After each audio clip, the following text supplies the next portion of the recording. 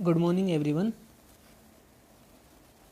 मैं विकास कुमार आप सभी का स्वागत करता हूं आपके विज्ञान की कक्षा में, जिसमें बेटा हमें पढ़ना है किसके बारे में, ऊर्जा के स्रोत के बारे में। ठीक है, ये हमारे विज्ञान विषय का पाठ 14वां है, जिसमें हम ऊर्जा के बारे में कुछ बातों को अध्ययन करेंगे। ठीक है, तो देखिए पहला पॉइंट जो बेटा हमारा है वो है हमारा क्या, ऊर्जा। कि ऊर्जा होती क्या है। ठीक है,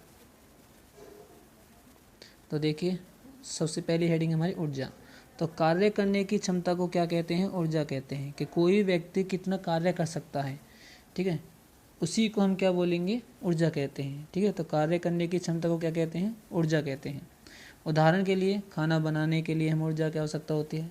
कार्य को करने के लिए हमें ऊर्जा की आवश्यकता है। किसी भी प्रकार का कार्य करने के लिए, एक स्थान से दूसरे स्थान तक जाने के लिए हमें ऊर्जा की आवश्यकता होती है। ठीक है, दौड़ने के लिए हमें ऊर्जा की आवश्यकता होती है। भागने के लिए हमें ऊर्जा की आवश्यकता होती है। दूसरा, खेलने के लिए हमें ऊर्जा की आवश्यकता होती है। ठीक है, तो हर किसी कार्य, ठीक है, तो कार्य करने की, या किसी भी प्रकार का कार्य, तो कार्य करने की क्षमता को ही क्या कहते हैं, ऊर्जा कहते हैं। कि कार्य करने में जितनी हमारी यानी कि ताकत लगती है उसी को क्या कहते हैं, ऊर्जा कहते हैं। ठीक, अच्छा, तो देखिए आगे ऊर्जा के स्रोत। ऊर्जा के क्या क्या स्रोत, ऊर्जा हमें कहाँ से प्राप्त होती है। ठीक है, वे स्रोत जो हमें ऊर्जा प्रदान कराते हैं, वे स्रोत जो हमें ऊर्जा प्रदान कराते हैं उन्हें क्या कहते हैं, ऊर्जा के स्रोत कहते हैं। उदाहरण के लिए पवन ऊर्जा से हमें ऊर्जा प्राप्त होती है, सौर ऊर्जा से हमें ऊर्जा प्राप्त होती है, जल ऊर्जा, जल से हमें ऊर्जा प्राप्त होती है। तो इन सभी को हम क्या बोलेंगे, इन सभी को हम ऊर्जा के स्रोत बोल सकते हैं। ठीक है जी, अच्छा, तो आगे देखिए उसके बाद आता है बेटा ऊर्जा, उत्तम ऊर्जा के स्रोत। के एक अच्छा ऊर्जा का स्रोत कौन सा होगा। ठीक है, तो एक अच्छा और एक उत्तम ऊर्जा का स्रोत में कौन कौन से गुण होने चाहिए। ठीक है, तो उनके बारे में अब हमको यहाँ पर पढ़ना है। पहला पॉइंट है बेटा हमारा ऊर्जा, यानी उसका संरक्षण आसान होना चाहिए। संरक्षण का मतलब रख रखाव, कि उसका जो रख रखाव हो वो क्या हो, आसान हो। सेकंड क्या है, उसका ज्वलन ताप उचित होना चाहिए। ज्वलन ताप का मतलब होता है, ज्वलन ताप वह ताप होता है जिस पर कोई वस्तु क्या करती है, जलना शुरू कर देती है, उसे हम क्या कहते हैं, ज्वलन ताप कहते हैं। ठीक है, अच्छा, थर्ड पॉइंट क्या है, उसका कैलोरी मान क्या होना चाहिए, अधिक। कैलोरी मान का मतलब यह है कि हम उसे थोड़ा सा जलाएं और उससे हमें जो ऊर्जा मिले वो क्या मिले, ज़्यादा मात्रा में मिले, तो उसे हम क्या कहते हैं, उसे कैलोरी मान कहा जाता है। ठीक है, तो उसका जो कैलोरी मान हो वो कैसा होना चाहिए, उच्च होना चाहिए। उच्च का मतलब यानी अधिक होना चाहिए, कि कम जलाने पर उससे ज़्यादा ऊर्जा प्राप्त होनी चाहिए। ठीक है, अच्छा, फोर्थ पॉइंट क्या है बेटा, उसे एक स्थान से दूसरे स्थान पर ले जाना क्या होना चाहिए, सुलभ होना चाहिए, यानी कि आसान होना चाहिए। कि उसे एक स्थान से दूसरे स्थान तक ले जाना क्या होना चाहिए, आसान होना चाहिए। पांचवा पॉइंट है वह सस्ता होना चाहिए। ठीक है, ऐसा ना हो कि भाई वो यानी महंगा और उसे यानी कि जो गरीब व्यक्ति हैं वो इस्तेमाल ना कर पाएँ।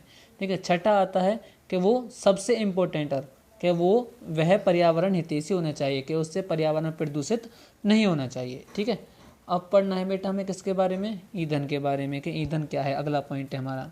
ठीक है, तो ईंधन वह पदार्थ जिसके दहन के परिणाम स्वरूप प्रकाश व ऊष्मा दोनों प्राप्त होते हैं उसे ईंधन कहते हैं। ठीक है, ईंधन किसे कहते हैं बेटा, वह पदार्थ जिसके दहन का मतलब है जलने से, और परिणाम स्वरूप प्रकाश क्या मिले, एक तो प्रकाश मिले, दूसरा ऊष्मा मिले।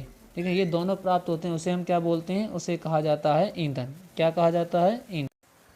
ठीक है बेटा, तो ईंधन क्या होता है, वह पदार्थ जिसके दहन, जिसके जलने के परिणाम स्वरूप हमें क्या मिले, प्रकाश और ऊष्मा दोनों प्राप्त होते हैं, उसे क्या कहते हैं, ईंधन कहते हैं। ठीक है जी, अच्छा, उसके बाद बेटा आगे है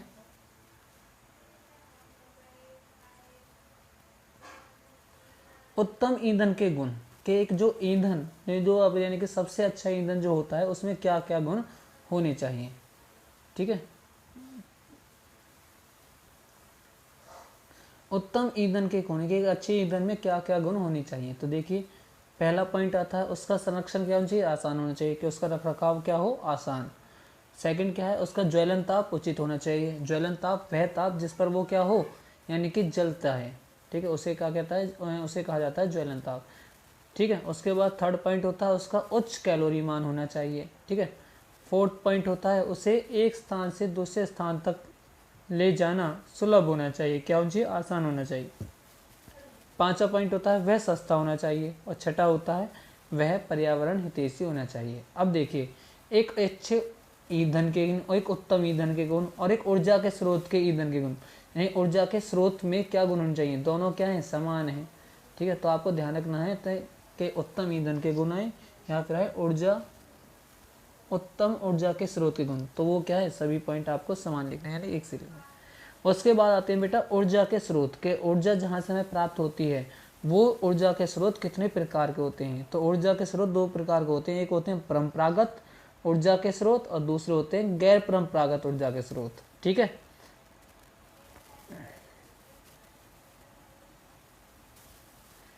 जैसा कि बेटा नाम से क्लियर होता है कि परंपरागत ऊर्जा के स्रोत कौन से स्रोत होते हैं? ऊर्जा के वे स्रोत जो जनसाधारण द्वारा वर्षों से प्रयोग में किए जा रहे हैं, उन्हें कहते हैं ऊर्जा के परंपरागत स्रोत कहलाते हैं। वो क्या कहलाते हैं? ऊर्जा के परंपरागत स्रोत कहलाते हैं। उदाहरण के लिए कोयला व पेट्रोलियम आदि। ठीक है, सेकंड पॉइंट आता है कि बेटा एक बार दोबारा से मैं परंपरागत स्रोत को दोबारा से डिफाइन कर रहा हूँ। देखिए, परंपरागत ऊर्जा के स्रोत ऊर्जा के वे स्रोत जो जनसाधारण का मतलब होता है यानी कि आम लोगों के द्वारा, ठीक है, या वर्षों से लोगों के द्वारा जो प्रयोग में किए जा रहे हैं उन्हें कहते हैं ऊर्जा के स्रोत। जैसे कोयला और पेट्रोलियम को हम बहुत समय से यूज़ कर रहे हैं, ठीक है, बहुत समय से उपयोग कर रहे हैं, तो उन्हें कौन से स्रोत बोलेंगे? उन्हें बोला जाता है ऊर्जा के परंपरागत स्रोत। अच्छा, गैर परंपरागत ऊर्जा के स्रोत कौन से होते हैं?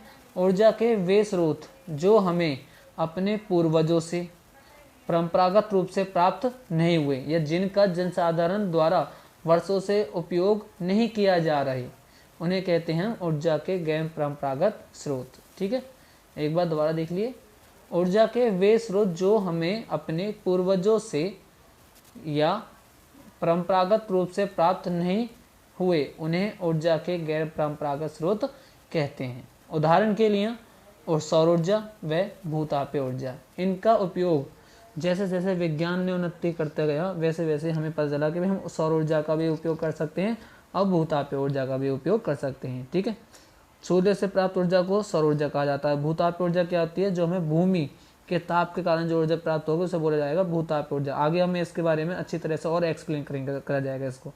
ठीक है, अच्छा बेटा आगे देखिए, जीवाश्म ईंधन के जीवाश्म ईंधन क्या होते हैं? जीव जंतुओं के अवशेष जो भूमि के नीचे दबे रहे। ठीक है, जीव जंतुओं के अवशेष, जीव जंतु भी हो सकते हैं उसमें, और बेटा ईंधन कोई भी यानी कि पेड़ पौधे भी हो सकते हैं। ठीक है, तो जीव जंतुओं के अवशेष जो भूमि के नीचे दबे रहे और ऑक्सीजन की अनुपस्थिति में, किसके अनुपस्थिति में? ऑक्सीजन की अनुपस्थिति में, यानी ऑक्सीजन की कमी में अपघटित होकर ईंधन बने। अपघटित होकर क्या बने? ईंधन बने। उन्हें क्या कहते हैं? उन्हें जीवाश्म ईंधन कहते हैं। जीवाश्म ईंधन, जैसा ही नाम से क्लियर होता है कि जीवाश्म ईंधन के जीवों के अंश के द्वारा जो ईंधन बने उसको कहा जाता है जीवाश्म ईंधन। जो जीवों के अंश से बने हैं, ठीक है, उनको कहा जाता है जीवाश्म ईंधन। ठीक, आगे देखिए, जीवाश्म ईंधन से उत्पन्न होने वाले प्रदूषण को कम करने की सीमाएं। कि जीवाश्म ईंधन को हम किस जो से यानी कि प्रदूषण होता है उसे किस प्रकार कम कर सकते हैं। ठीक है, तो उसमें पहला आता है दहन प्रक्रम की दक्षता में वृद्धि करके कम किया जा सकता है। कि दहन जलाने की प्रक्रिया में कुछ बदलाव करके, अच्छे बदलाव करके, उनको क्या है वृद्धि करके हम उसको क्या कर सकते हैं? कम कर सकते हैं। सेकंड, विभिन्न तकनीकों का उपयोग करके, कि विभिन्न तरीकों का उपयोग करके हम इस चीज से यानी कि इसे कम कर सकते हैं प्रदूषण को। तीसरा पॉइंट आता है दहन के फलस्वरूप उत्पन्न गैसों के वातावरण में पलायन को कम करके। कि दहन के कारण जो हानिकारक गैस उत्पन्न होती है उसे वातावरण में जाने से रोक कर, ठीक है, या रोका तो नहीं जा सकता लेकिन कम कर सकते हैं। कि ऐसा हो भी कि कम से कम यानी कि जो उत्पन्न गैस, जो हानिकारक गैस है वो कम से कम ऊपर जाए, ठीक है, पलायन करे, वातावरण में जाए। तो उसके बाद आता है बेटा तापीय विद्युत संयंत्र। क्या आता है? तापीय विद्युत संयंत्र। तापीय विद्युत संयंत्र क्या होते हैं? जीवाश्म ईंधनों को जलाकर, क्या? जीवाश्म ईंधनों को जलाकर तापीय ऊर्जा से ताप विद्युत उत्पन्न की जाती है। ठीक है, तापीय ऊर्जा से ताप विद्युत उत्पन्न की जाती है। तापीय ऊर्जा से क्या किया जाता है? तापीय ऊर्जा से ताप विद्युत उत्पन्न की जाती है। ठीक है, देखिए होता क्या है। तापीय विद्युत संयंत्र कोयले व तेल के निकट स्थापित किए जाते हैं। क्यों स्थापित किए जाते हैं? ताकि इनका जो यानी कि परिवहन में खर्च आता है वो क्या है? कम से कम आए। ठीक है, जिससे परिवहन पर होने वाला व्यय कम हो जाता है। जिससे क्या होता है? परिवहन पर होने वाला व्यय क्या हो जाता है? कम हो जाता है। ठीक है जी। उसके बाद आगे देखिए, जल विद्युत संयंत्र। जल विद्युत संयंत्र क्या होते हैं? जल विद्युत संयंत्र गिरते हुए जल की गतिज ऊर्जा को, जल विद्युत संयंत्र जल की गतिज ऊर्जा को किसमें बदलते हैं? विद्युत ऊर्जा में रूपांतरित कर देते हैं। ठीक है, जल विद्युत संयंत्र क्या करते हैं? मान लो भाई जैसे जल विद्युत संयंत्र में आएगा बांध के द्वारा हम क्या करते हैं भाई? मान लो भाई यहाँ पर कोई बांध है, तो मैंने यहाँ पर पानी को इकट्ठा करा। ठीक है, तो बांधों के जब दरवाजे जो होते हैं जिनको हम यानी खोलते हैं, फिर उसके बाद यदि मैं इन दरवाज़ों को ओपन करता हूँ तो पानी यहाँ से नीचे की तरफ गिरता है। ठीक है, तो गिरते हुए पानी में कौन सी ऊर्जा होती है? गतिज ऊर्जा। कौन सी ऊर्जा होती है? गतिज ऊर्जा। तो इस ऊर्जा यानी कि इस जल के द्वारा, ठीक है, क्या होते हैं? यहाँ पर लगे होते हैं मेरा टरबाइन। तो टरबाइन को घुमाया जाता है, जिससे टरबाइन के घूमने से कौन सी ऊर्जा पैदा होती है? यांत्रिक ऊर्जा। कौन सी ऊर्जा पैदा होती है? यांत्रिक ऊर्जा। ठीक है, और यांत्रिक ऊर्जा जब पैदा होगी तो यांत्रिक ऊर्जा, ये टरबाइन जुड़े होते हैं किससे? जनित्र से। किससे जुड़े होते हैं? जनित्र से। ठीक है, टरबाइन किससे जुड़े होते हैं? जनित्र से। और जनित्र क्या काम करता है? जनित्र इस गतिज की यांत्रिक ऊर्जा को कैसे बदल देता है? विद्युत ऊर्जा में रूपांतरित कर देता है। ठीक है, तो जल विद्युत संयंत्र बांधों से जुड़े होते हैं। किससे जुड़े होते हैं? बांधों से जुड़े हुए हैं, क्योंकि जल प्रपातों की संख्या क्या है? कम है। क्यों? जल प्रपातों की संख्या क्या है? कम। भारत में 25%, कितनी? 25%। भारत में 25% विद्युत की आपूर्ति जल विद्युत संयंत्रों से ही की जाती है। किससे की जाती है? जल विद्युत संयंत्रों से की जाती है। ठीक है, उसके बाद बेटा आगे जल विद्युत संयंत्र के लाभ के। जल विद्युत संयंत्र के क्या क्या लाभ होते हैं? पहला लाभ, जल विद्युत संयंत्र पर्यावरण को प्रदूषित नहीं करते। जल विद्युत संयंत्र जो होते हैं वो क्या करते हैं? पर्यावरण को प्रदूषित नहीं करते। ठीक है, सेकंड क्या होता है?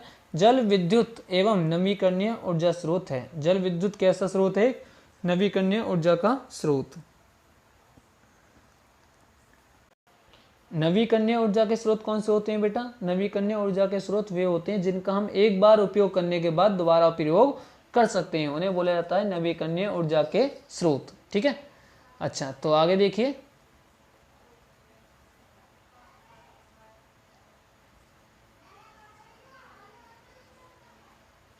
उसके बाद बेटा तीसरा पॉइंट होता है बेटा हमारे पास, बांधों के निर्माण से बाढ़ रोकना तथा सिंचाई करना क्या हो जाता है? सुलभ हो जाता है।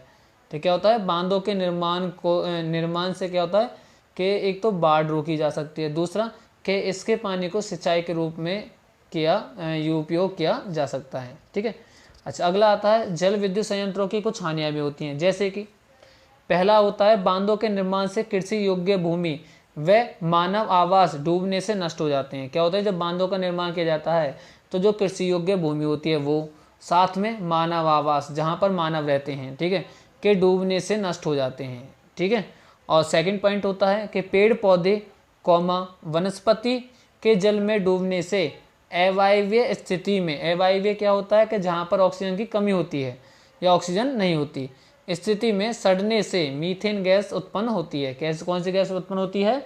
मीथेन गैस, जो कि एक कैसी गैस है? ग्रीन हाउस प्रभाव गैस है। कैसी गैस है? ग्रीन हाउस प्रभाव गैस। ठीक है, तीसरा पॉइंट होता है इसका कि विस्थापित लोगों के संतोषजनक पुनः आवास की समस्या, कि जिन लोगों को जहाँ पर बांध बनाया गया है वहाँ से जिन लोगों को हटाया गया था उन लोगों को ऐसा स्थान देना जहाँ पर वो क्या हो सके? खुश रह सकें। ऐसे स्थान की क्या होती है? समस्याएं होती हैं। अगला पॉइंट बेटा इसका कि जो मीथेन यानी कि कार्बन डाइऑक्साइड CO2, मीथेन और CFC और जलवाष्प आदि ग्रीन हाउस प्रभाव गैसें हैं। इनमें सर्वाधिक मात्रा में कौन सी गैस होती है? CO2। कौन सी गैस होती है? CO2। ठीक है,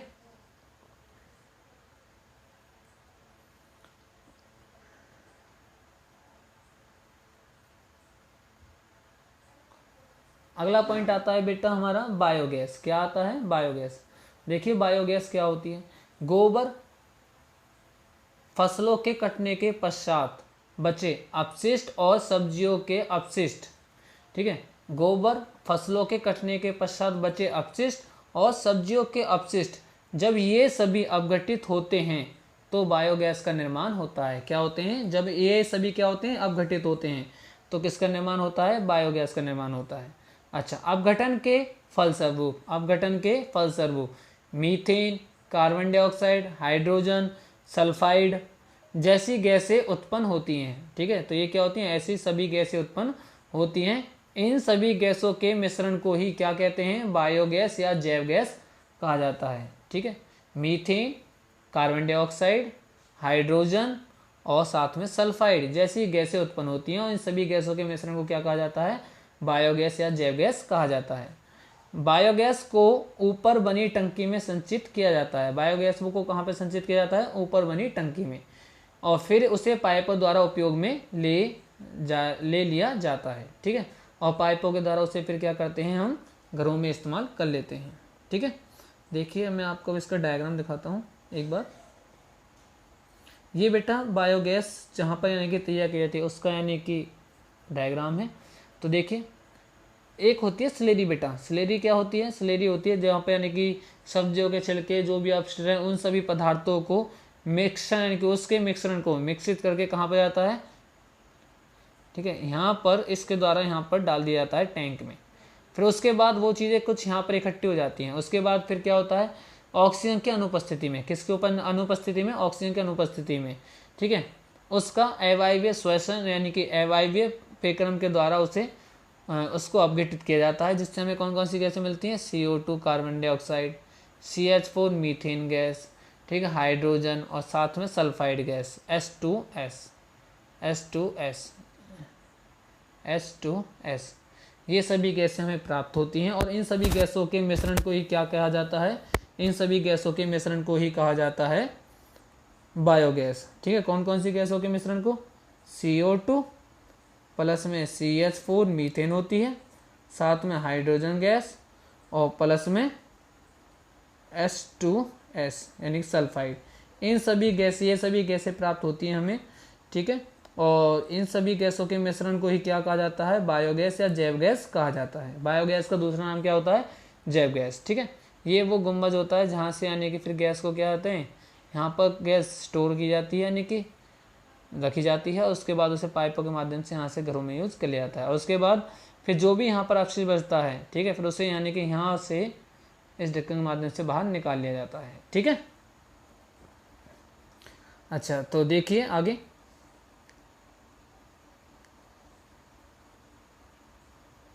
अब बेटा बायोगैस के लाभ, कि बायोगैस के क्या क्या लाभ होते हैं। पहला लाभ क्या होता है? बायोगैस या जैव गैस उत्तम गैस होती है। कैसी गैस होती है? उत्तम गैस होती है, क्योंकि इसमें 75% क्या होती है? मीथेन। ठीक है, तो बायोगैस में सर्वाधिक कौन सी गैस पाई जाती है? मीथेन। कौन सी कितने मात्रा में?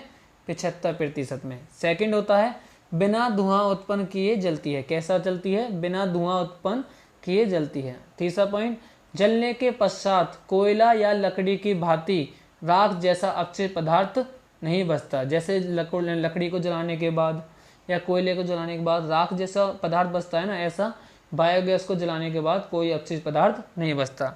फोर्थ पॉइंट क्या है? इसका उपयोग प्रकाश स्रोत में किया जाता है। किसमें किया जाता है? प्रकाश स्रोत में। पांचवा पॉइंट क्या होता है? तापमान क्षमता का उच्च होना। क्या इसकी जो तापमान क्षमता है वो भी क्या है? उच्च है, यानी अधिक है। और साथ में छठा पॉइंट क्या है? संयंत्रों में शेष बची सनरी में नाइट्रोजन तथा फास्फोरस की प्रचुर मात्रा होती है। क्या संयंत्रों में जैव गैस निकालने के बाद जो अपशिष्ट पदार्थ बचते हैं उसमें नाइट्रोजन और फास्फोरस की मात्रा क्या होती है? प्रचुर, यानी बहुत अधिक होती है, जो कि खेतों में खाद के रूप में काम आती है। जब इसे फिर इस सैलरी को कहाँ पर यूज़ किया जाता है? खेतों में किया जाता है। किसके रूप में? खाद के रूप में। किसके रूप में करते हैं? खाद के रूप में। ठीक है जी, तो बेटा ये था हमारा यानी कि चैप्टर नंबर 14 का फर्स्ट पार्ट। ठीक है, और आगे के बारे में यानी कि हम अगली वीडियो में पढ़ेंगे इसके बारे में। और अगर आप किसी बच्चे को इसमें कुछ भी चीज़ समझ में नहीं आई है या किसी को कोई भी डाउट है तो वो मुझसे मेरे व्हाट्सएप नंबर पर मुझसे कांटेक्ट कर सकता है। ठीक है, ओके, थैंक यू एवरीवन।